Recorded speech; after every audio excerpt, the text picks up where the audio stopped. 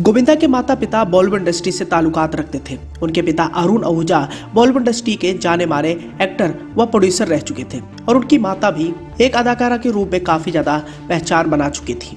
और फिर ऐसे में गोविंदा का जन्म 21 दिसंबर 1963 को मुंबई में हुआ था। गोविंदा का जब जन्म हुआ तो उनके परिवार की हालत कुछ ठीक ठाक नहीं थी। आने वाले समय में गोविंदा ने बहुत ही बुरे दिन देखे। शुरुआती दौर में गोविंदा ने काफी सारे बुरे दिन देखे। उन्हें पहली फिल्म पाने के लिए दर बदर भटकना भी पड़ा, लेकिन इन सब के बावजूद उन्होंने पहली फिल्म अपनी बेहतरीन डांस स्किल के बलबूते पा ली थी और इसके बाद उन्होंने कभी पीछे मुड़कर नहीं देखा। और जैसे कि आप सभी जानते हैं कि गोविंदा बॉलीवुड के उन चुनिंदा अभिनेताओं में से एक है जिनकी खुमारी आज भी बरकरार है। आज भी गोविंदा की फिल्मों को बड़े चाव से उनके चाहने वाले देखना पसंद करते हैं। हालांकि इंडस्ट्री से दूर रहते हुए भी काफी ज्यादा लाइमलाइट में बने ही रहते हैं। अब जैसे कि हमने आपको पहले ही बता दिया कि गोविंदा बॉलीवुड इंडस्ट्री के उन बेहतरीन सुपरस्टारों में से एक रहे हैं जिन्होंने अपना बहुत ज्यादा समय इंडस्ट्री में लगाया है और इस दौरान उन्होंने खूब नाम और शोहरत भी कमाया। गोविंदा की बात करें तो इन्होंने फिल्मों के जरिए काफी लोकप्रियता हासिल कर ली थी और इनको लेकर एक ऐसा भी दौर आया कि चारों तरफ इनकी ही चर्चाएं की जाती थी। 90s के दौर में इनके पास फिल्मों की लाइन लगी हुई थी और इन फिल्मों को करने के बाद गोविंदा ने काफी नाम और शोहरत भी कमाया। आज भले ही गोविंदा अपने लाइफस्टाइल को लेकर काफी ज्यादा चर्चाओं में रहते हैं, लेकिन दोस्तों क्या आप जानते हैं कि गोविंदा के पूर्वजों का क्या इतिहास रहा है। यहाँ हम आपको इस बात की जानकारी देना चाहेंगे कि गोविंदा का जन्म मुंबई के विरार इलाके में हुआ था। गोविंदा के पिता अरुण आहूजा विभाजन से पहले पंजाब के गुजरांवाला में रहते थे। फिल्म निर्माता महबूब खान के कहने पर अरुण आहूजा मुंबई आ गए थे। साल 1937 में मुंबई आने के बाद महबूब खान ने उन्हें अपनी एक फिल्म एक ही रास्ता में अभिनय करने का एक बड़ा अवसर दिया था और गोविंदा की माता नजीम मुसलमान थी।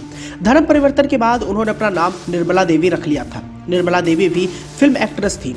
अब गोविंदा के परिवार वाले ही नहीं बल्कि बॉलीवुड इंडस्ट्री के कई सारे नामचीन कलाकार पाकिस्तान में रहते थे, लेकिन विभाजन से पहले वो भारत की तरफ रुख किए। यहाँ हम आपको इस बात की जानकारी देना चाहेंगे कि बॉलीवुड के ट्रेजेडी किंग कहलाए जाने वाले दिलीप साहब और राज कपूर साहब भी पाकिस्तान के पेशावर में रहते थे और ये दोनों एक दूसरे के पड़ोसी भी थे। के बाद उन्होंने भारत आकर इतना बड़ा नाम कमाया। बताया तो ये भी जाता है कि गोविंदा के पिता अरुण आहूजा जब पंजाब के गुजरांवाला में रहते थे तो उस समय की कोई तस्वीर तो सामने नहीं आई, क्योंकि वो बहुत ही कम उम्र में फिल्म मेकर महबूब खान के कहने पर मुंबई आ गए थे। इसके बाद बताया जाता है कि गोविंदा ने भी कभी भी अपने पिता के घर की तरफ अपना रुख नहीं किया। मुंबई आकर बाद में जैसे कि आप सभी जानते हैं कि अरुण आहूजा निर्मला देवी से शादी कर लेते हैं जो कि मुस्लिम थी, लेकिन धर्म परिवर्तन करने के बाद उन्होंने उनसे शादी कर लिया। और बाद में जैसे कि आप सभी जानते हैं कि गोविंदा का जन्म 21 दिसंबर 1963 को मुंबई के विरार में होता है। कि गोविंदा ने इंडस्ट्री में अपना कदम रखा और उन्होंने फर्श से अर्श तक का सफर भी देखा।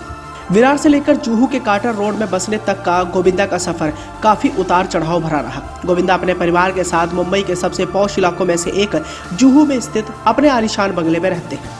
उनके बंगले के अगर नाम की बात करें तो उनके बंगले का नाम जल दर्शन है। हालांकि गोविंदा का बंगला सलमान खान, अक्षय कुमार और दूसरे सितारों की तरह उतना फेमस तो नहीं है, लेकिन भव्यता में किसी से कम भी नहीं है।